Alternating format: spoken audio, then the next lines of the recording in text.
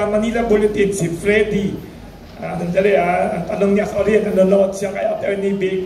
Sabi niya, Sir, ito po ang aking question para kay Attorney Vic Rodriguez.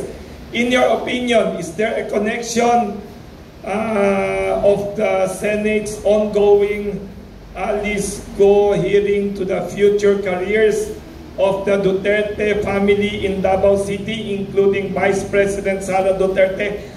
Ang tanong ni Freddy ng Manila Bulletin, Freddy Lazaro, ito bang non-stop hearing daw about Alice Go on, sa Senado and other, may connection ba to sa politics of the Duterte family in Davao City, including Vice President Sara Duterte? From Freddy Lazaro of Manila Bulletin. I think the Alice Go saga or the Alice Go investigation will go down in the annals of Congress history as the longest running investigation. It's been going on for the past 4 or 5 months. Okay. And hindi ko alam ano pa yung tinutuloy ng investigation.